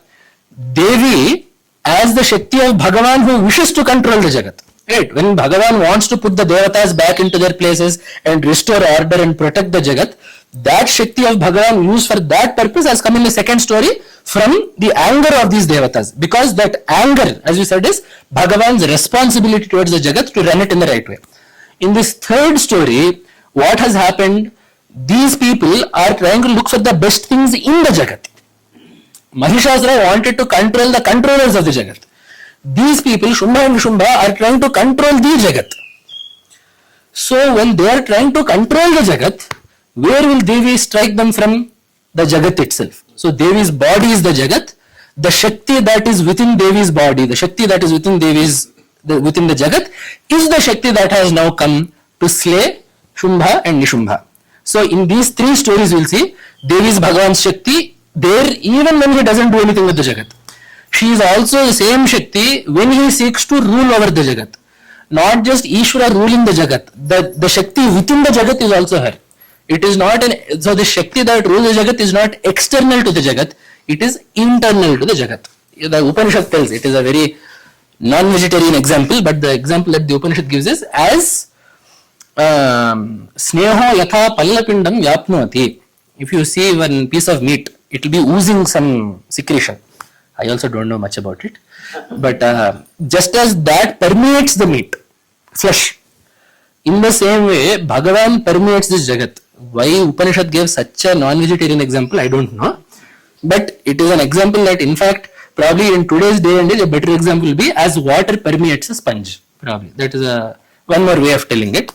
But then maybe what people knew then, they told then, I don't know, maybe. But that is an example that is there in the Upanishad.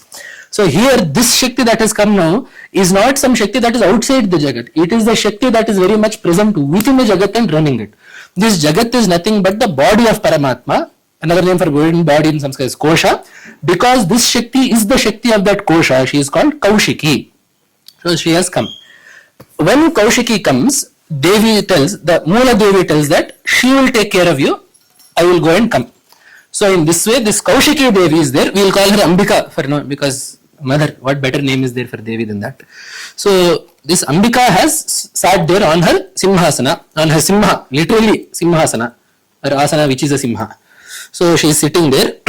At this point of time, the Bhattas, the soldiers of Shumbha and Nishumbha saw her. She is very beautiful. Immediately they went and told her, they gave him one list. These are all the Ratnas you have. You are missing one Ratna, Astri Ratna. You can take her if you want.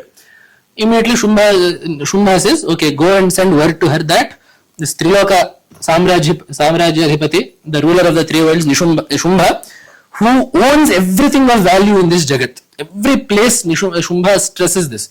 I have everything that is valuable, I have, therefore you also come to me. Is the message that he sends. There, Devi gives him, in fact, a very interesting response. She says, I unfortunately have a vrata that I have taken up, as if someone forced her to take it up. Unfortunately, I have a vrata that I took. The Devi says, Alpabuddhitvat maya kriyate. Like I did not think properly. Unfortunately, I made some promises. Unfortunately, I am not a politician, so I have to fulfill my promises. Therefore, you please tell what my promise is to your king. My shapatha is, yo mam jayati sangrame, yo mam darpam vyapohati, yo me pratibalo loke, same bharta bhavishyati. Someone who conquers me in battle. Someone who gets rid of my darpa. That person will become my husband. What a beautiful definition of a husband, na? Definition that Devi has given us. Who is a husband? Someone who conquers us while fighting, and someone who gets rid of her arrogance. So, Devi says, I have taken a pratigna that only such a person will become my husband. In a subtle meaning, see, Devi is Sadashiva Pativrata. There will never be a single letter that comes out of her mouth that will ever imply anything else. So what does it mean here? Yomam Jayati Sangrame. Jayati means what? To transcend. Right? So this Jagat is Devi's grama, her place of residence. So Yomam Jayati Sangrame. Whoever transcends me in this Jagat. What transcends Maya Shakti? Maya Vi, Ishvara. So, yo mam sangrame jayati. He who surpasses me in this Jagat, Ishvara, in the same way, yo me darpam vyapohati. He who quells me. Who is the person that gives the jnana, who gives the jnana through which Maya loses all its potency? Ishvara, right? Ishvara is the Guru through whose prasada Maya ceases to have its strength that binds people into samsara. Right? The strength of Maya is binding people in samsara. Getting rid of its darpa means quelling it means releasing people from samsara. Who will release the pashus from samsara? Pashupati. Right. So in that way, who will release all the naras from samsara? Narayana. Right. So that Paramatma is the person who will quell my darpa also. So yome pratibalo loke. He is my equal in the world. Because Shiva and Shakti are two halves of the same coin. Loke ma pratibalaha. If the word prati also means equal. Pratirupa. An equal form is a pratirupa. So pratibalaha, someone who is my equal in this world. Samaya Bharta Bhavishyati. And even in this, there is a one convention in Sanskrita wherein a noun can be used to, you can make a noun into a verb. For example, something to become a samudra, samudrayate or samudrayati is there. To be like Bhava, Bhavaha means Shiva. To be like Shiva means Bhavati, Bhavishyati. Samaya Bharta Bhavishyati. So only Shiva will be my husband, no one else. Shiva here, Paramatma, only Paramatma will be my husband. So the Vyakhyakas have very nicely written this, that it is not that if by mistake someone comes and something happens, Devi will never say anything other than the fact that I am, not only do I belong to Ishvara, I am inseparable from Ishvara. That is what Sita has stressed in the Ashokavana. That is the Sandesha that Rukmini sent to Krishna in Bhagavata. That is also what Parvati told Himavan before the Kumara Sambhava. It is also what Devi has, without the Duta of Shumbha knowing, repeated here. So she has clearly told that the only person who can be my Bharta, the person who supports me as my Adhisthana, can only be Ishvara. So then they all get very angry, and he sends Dhumra Lochana. The names of all of these Rakshasas are indicative of all the asuric tendencies. The reason why this is longer is each asuric tendency gets chopped off one by one. So the first person that comes to give this message to Devi is named Sugriva. Not Vanara Raja Sugriva, he is separate. Here he is called Sugriva because he comes and he speaks very pleasingly. The king of everything is calling you, everything is there with him, you will be very happy there. Come to Bhogas, he is calling. Very nice words that come out of a very nice tone. He is Sugriva. The sadhaka should be able to put that aside. Yamimam pushpitam vacham pravadanti. Right, those who speak flowery things that sound nice but do not help in the long term. The sadhaka should be able to put those aside. The next person who comes is Dhumra Lochana. His name itself means smoke in his eyes. There is no one who can see with smoke in their eyes. His drishti is clouded. His drishti is irritated. So that person comes, he is burnt by Hunkara, Shabda, Japa. This will clear our mind. Sound, any sound, it can be any mantra. That clears your mind. So Devi's Hunkara gets rid of him. Then comes the main army. After that, these two come. Chanda, Munda come. Chanda means anger. Chanda, we said Chandi, right? Chanda is anger. Munda means he has shaven himself, which refers to inactivity. He has given up things. I won't do this. Lethargy. So either when you are fed up with the system, what do? You revolt or you give up. Right? You fight back vehemently, vigorously, violently, or you say, I am done. I give up. I resign. Right? You in the chess, you tip the king over. Right? There are two reactions. You flip the board over when you are losing the chess match. That is Chanda. You tip over your king. That is Munda.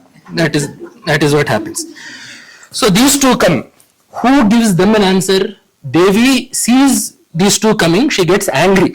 Her face becomes dark. Mashi Rupam. It comes. It becomes like ink. Her face becomes as dark as ink.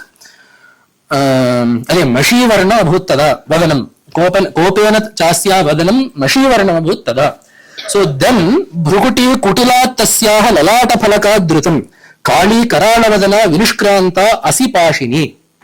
From her anger from the forehead came Kali, and she is fearsome in form.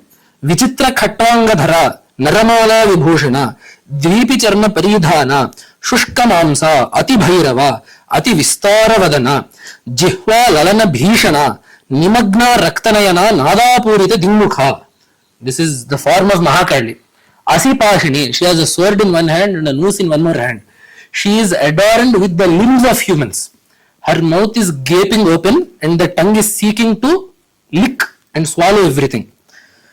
The point of all of this is Kali is Kala. Kali, Mahakala, Krishna, all of this is the same. The nature of Kali is the same thing that Krishna told when in Gita he said Kalosmi Loka Kshayakrit Pravriddha. Right? The word is the same. Bhagavan used Kala there for a reason. And even in the Upasana Sampradayas, the bija of Kali and the bija of Krishna differ by only one letter. In one place it is Lakara, in one place it is Repa. All the other letters are the same in the bija. And as we know in Sanskrit also, Rala or Abhyavaha. Ra and La are interchangeable. So this concept of Krishna as the Mahakala during the Mahabharata war, in the sense that Krishna is that unstoppable force Ritayapitva nabhavishyanti sarve.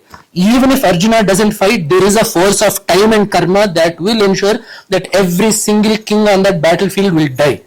That force of Ishvara, that inexorably leads to the destruction of everything. Kala, that Krishna said there, Mahakala when we talk about Rudra, Kali when we talk about Devi. So that nature of time that eventually chips away at anything, right? The only way that a mountain will go away is if a river flows over time. So that time, over time, Paramatma will ensure that all karmas get their dues over time, and in that way, over time, everything will go. So that nature, that time will swallow everything is Kali. So what is the point of this? All these anger, these tendencies of giving up, being despondent or immediately reacting, these all go with time. These go with the understanding that Kalashayam Niravadhi, time is infinite, it will go, I have to bear with it. And the true nature of that time is this ferocious. Time on its own is this ferocious, but if it is on our side, it will behead Chanda and Munda. And it will come and bring it to Devi. No other Rakshasa this happened. Kali beheaded Chanda and Munda and brought their heads to Devi. Nowhere else did this happen.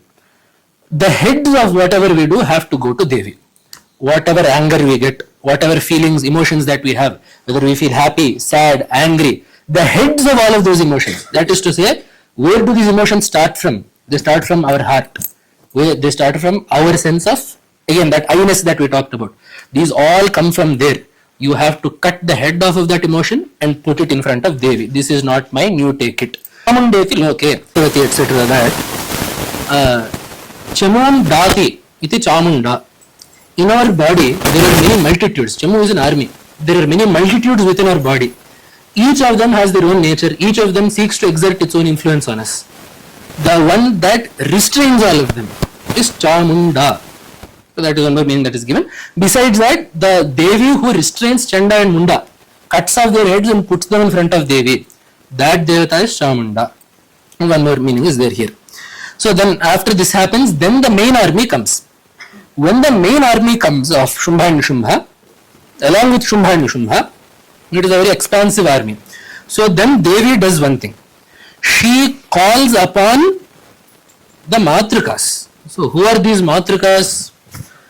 It is very clear in the Devi Mahatmya who they are.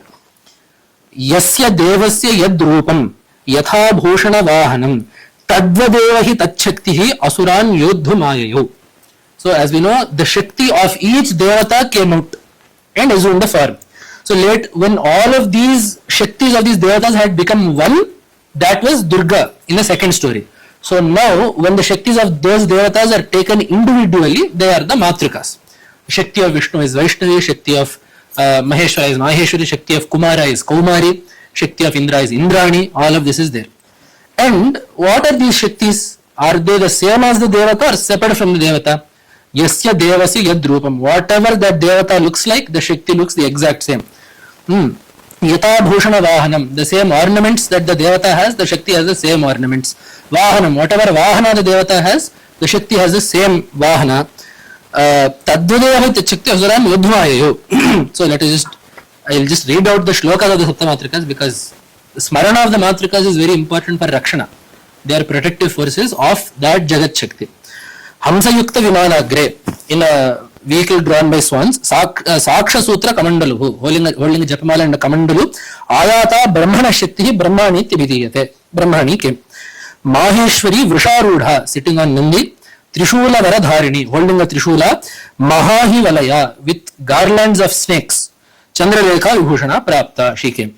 Kaumari Shakti Hasta, the veil, the Shakti of Kumara, Subramanya, Mayura Varavahana, on the peacock, Yodhum Abhyayo Daityan Ambika Guharupini. Guha is Subramanya, Guharupini, Subramanya Rupini. Tathaiva Vaishnavi Shakti, Garudopari Samstita, clearly sitting on Garuda. Shankha Chakra Gada Sharanga Khadga Hastabhyupayo. Shankha Panchajanya Chakra Sudarshana Gada Kaumodaki Sharanga Khadga Nandaka, holding all of these in her hands, she came. Yajna Varaha Matulam Rupam Ya Vibhrato Harehe. So Shakti Sapyayo Tatra Varahim Bibhrati Tanum. Whatever Mahavishnu's Yajnavaraha avatara look like, that avatara whose body is the embodiment of Karmakanda, that Paramatma's form, the exact same form was taken up by Devi. Then Narasimhi Nrisimhasya Vibhrati Sadrisham Vapuho Prapta Tatra Satakshepa Kshipta Nakshatra Samhatihi. So whatever form Narasimha had, bearing that same form, Narasimhi came, and then Satakshepa, when she shook her mane, honestly female lions actually don't have manes, but because it is the same Rupa as Narasimha and Narasimha is a male lion, here also there is a mane. We can make sense of it in that sense. Satakshepa, with her mane, Kshipta Nakshatra Samhatihi, the stars are being scattered around by the force of her mane. Vajrahasta Tathaiva Aindri, with the Vajra in her hand, Gajarajo Paristita, on Airavata, Prapta Sahasrayana, 1,000 like Indra, Yatha Shakraha Tathaiva Sa. So in this way, these 7 Matrikas came.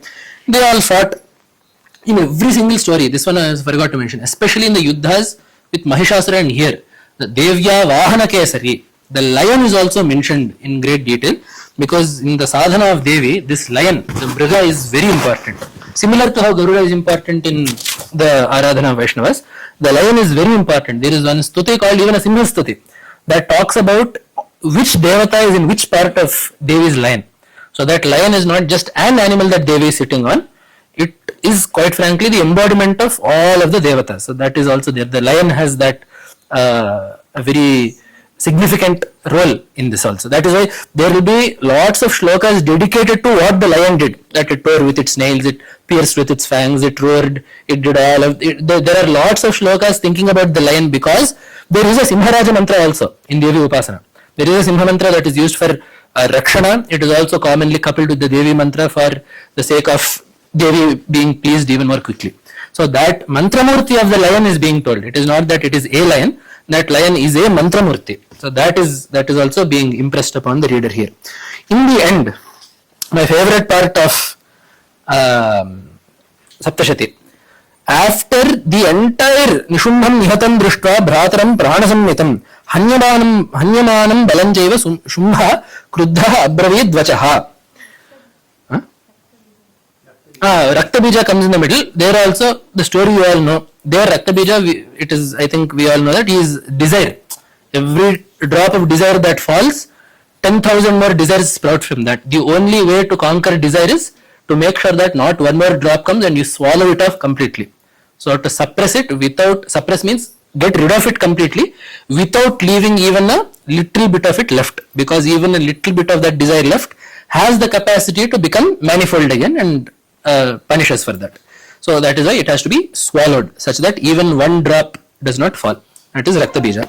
So after that happens, after all these Rakshasas are killed and even all the rest of the army is destroyed by the Saptamatrikas, then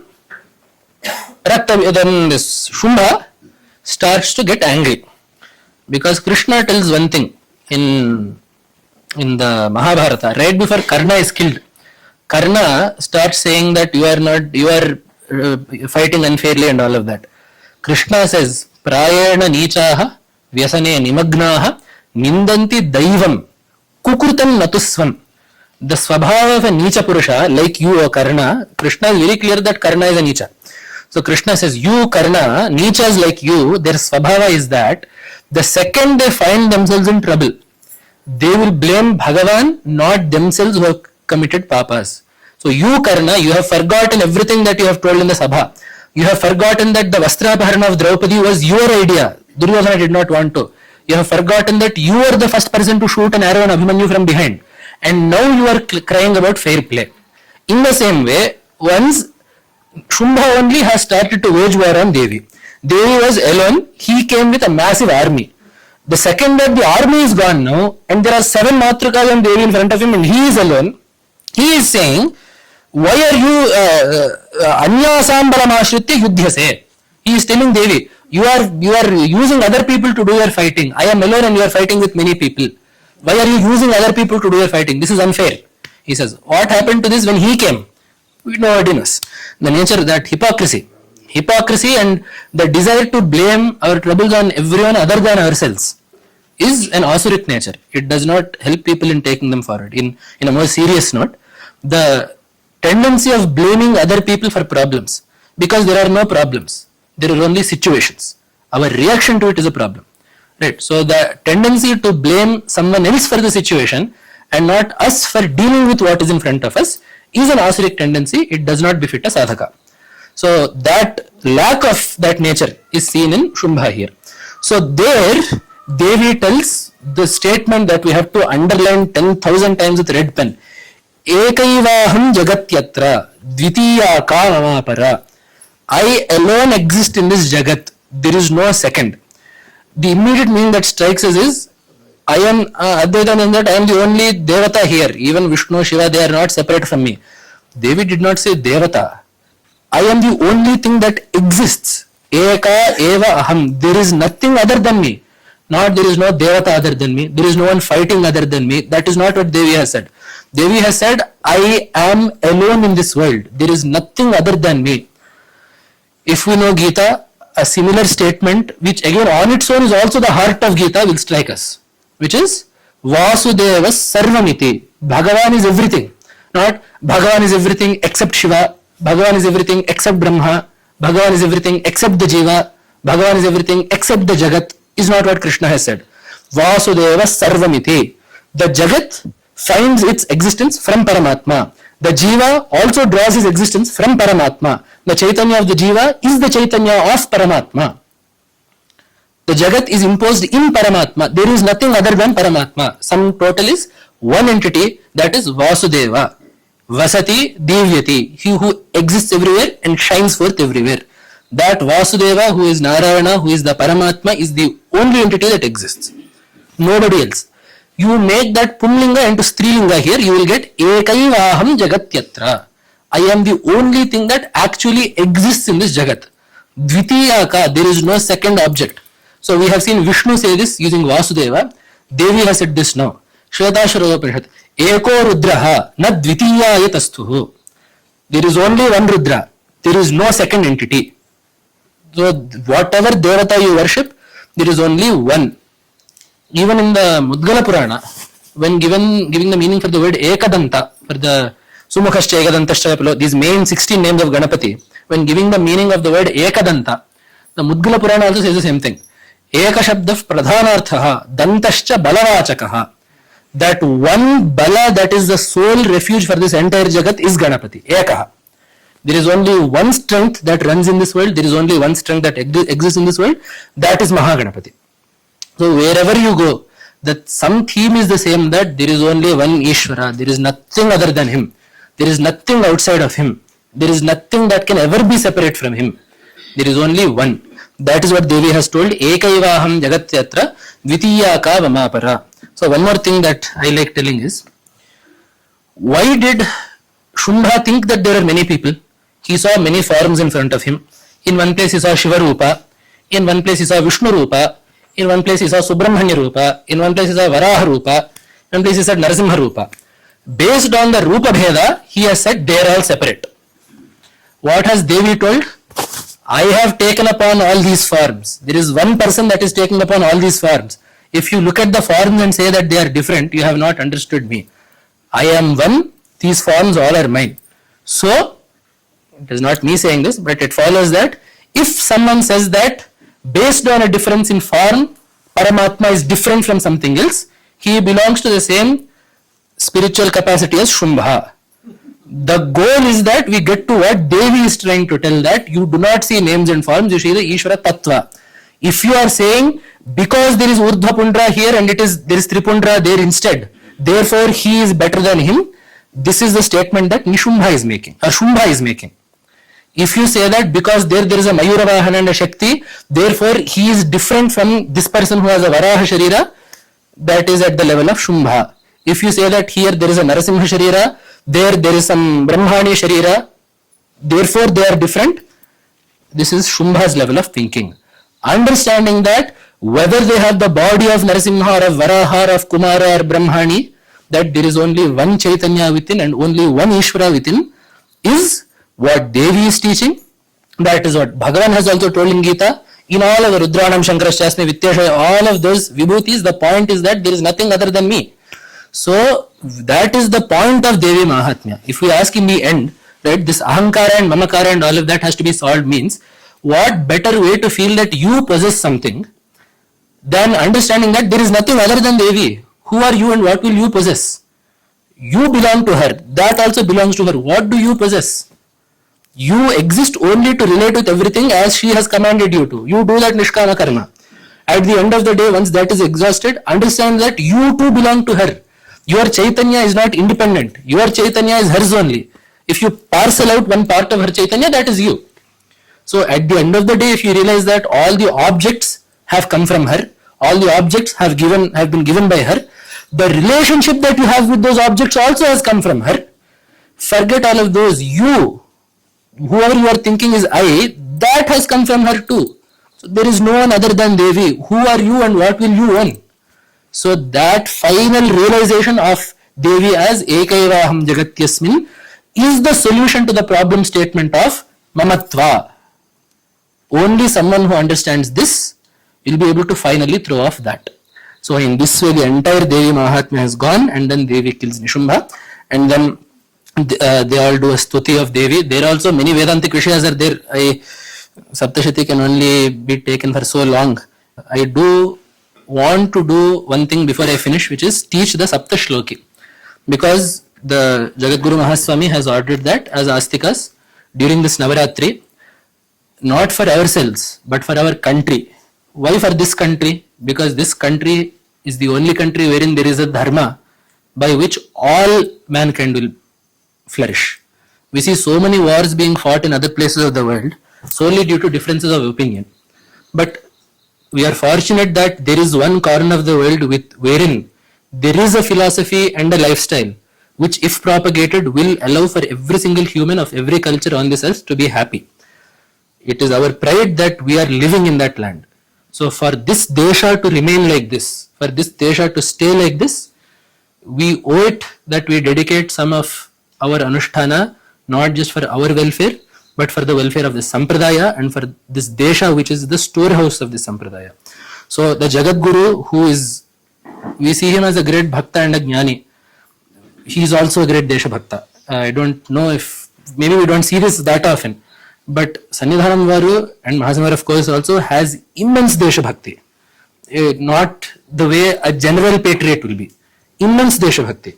Not just for the freedom struggle, that too, but also every single individual that has made India the way it is today.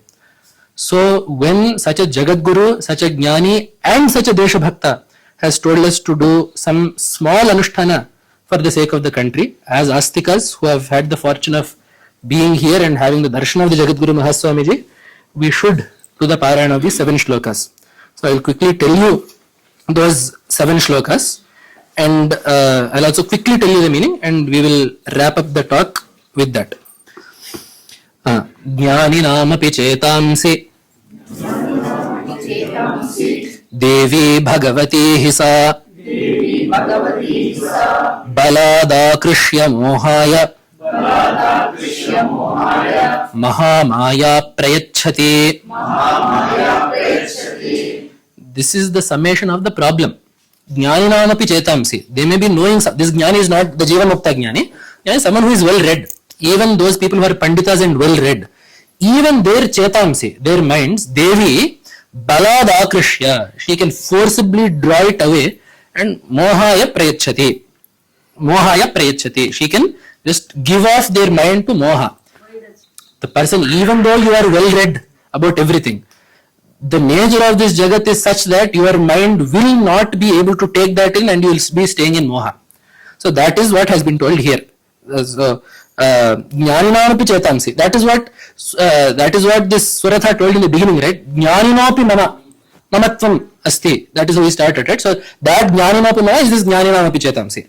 Even though you may know that these are all objects, I have also attended so many Vedanta lectures in my life, this is all fine. Until you do the sadhana to get out of it, that moha will continue to persist. So that. Then the second shloka. Durge smrita harasi bheti mashesha jantoh swasthai smrita Mati mativa shubham dadasi. Daridrya dukha bhaya harinika tvadanya. Sarvopakara karanaya sadardra chitta. She is called out here as Durga, as we discussed the meaning. She who is hard to attain. Ashesha jantoha, of any being, if they think of you, bhitim harasi, you remove their fear. So this is if you think of her with some fear in mind. What about if I think of you normally, if I am not scared? See, when the Devatas were scared of Hiranyakashipu, Narasimha came. Prahlada was not scared. What did Paramatma do for Prahlada then? Swasthai smrita, when you are remembered by those who are pleasant at mind. Mati mati eva shubham dadasi, you give them proper jnana. So, if you have some problem in life and you think of Devi, she will give you the solution to that then. If you are properly situated and you are sastha, that is to say, you have that dhyana sthairya, she will give you the jnana also. And therefore, katvadanya, who other than you will be daridrya dukkha bhayaharini. So, who other than you will remove daridrya, dukkha and bhaya. These three are separate. Daridrya is a lack of something. Dukkha is sorrow due to something else. Bhaya is, it is not a currently existing sorrow. It is a potential sorrow that might exist that we are already anticipating. So all of these three situations you can get rid of. So that is what is told there. Because why are you doing all of this? Sarvopakara karanaya sadardra chitta. You are always ready to help with anything. Then why does she not just help us? Means there is a rule. There is a rule of karma. If you want anything, you have to earn it. So to earn Bhagavan's protection, you have to first seek it. It is a very simple rule. Ye yatha mam prapadyante tams tathaiva bhajamyaham.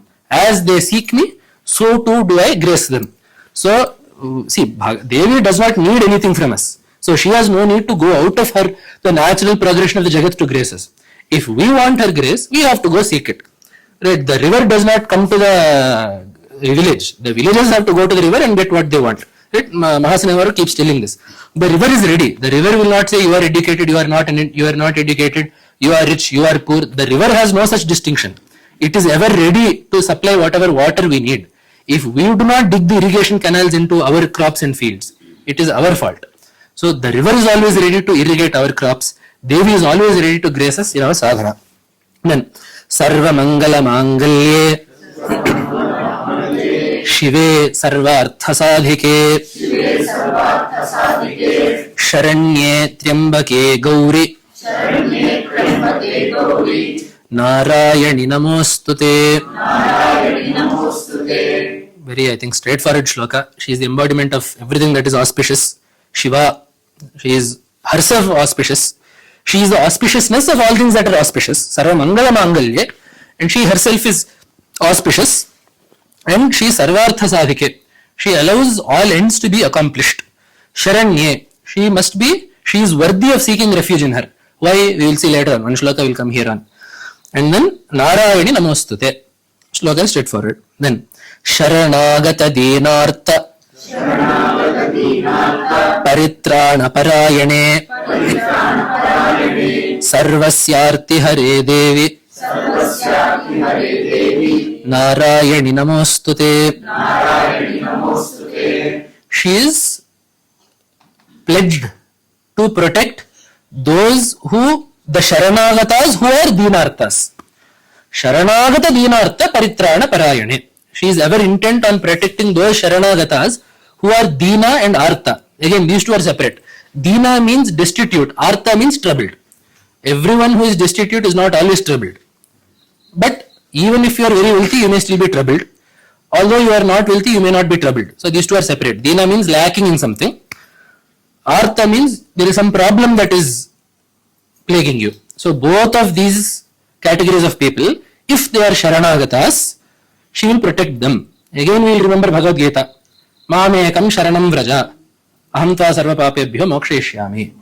Because he is Narayana, she is Narayani. They will tell the same Upadesha. So this is here. Tyambake, 3-8, all of that is there. Sarvasyarti Hare Devi. She removes all kinds of arti. All those three kinds of tapatrayas are there, right? The three tapas. All artis that are born of that, she will remove. Then Sarvaswarupe Sarveshe Sarvashakti Samanvite Bhayebhyastrahi no Devi Durge Devi Namostute Sarvaswarupe. As we said, if we take the Ekayaham Jagatyasmin, all objects' true nature, the Swarupa of everything will end up being her. The Jagat's true nature is her, as it is imposed in her. The Jiva's true nature is her, as it is but a reflection of her. Right? And she is anyhow herself. So all of these Swarupas become hers alone. And Sarveshe, she is the Isha. There is a difference between saying Isha and Ishi. Ishi is the wife of Isha. Isha means she is the Ishvara on her own. Ishani, Ishana. These two words are there. Ishani is Ishana's wife, the ruler's wife. Ishana is she who rules on her own.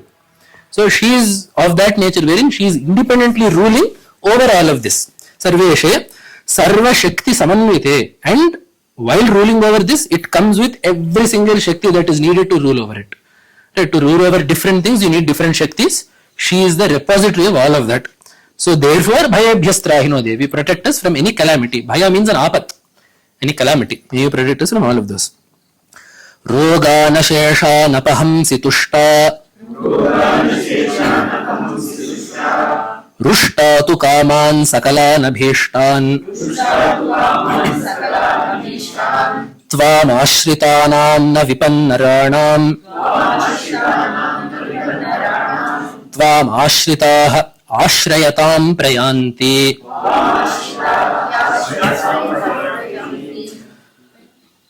Tushta, when you are pleased, roga nashasha napahamsi. When you are pleased, you get rid of all rogas.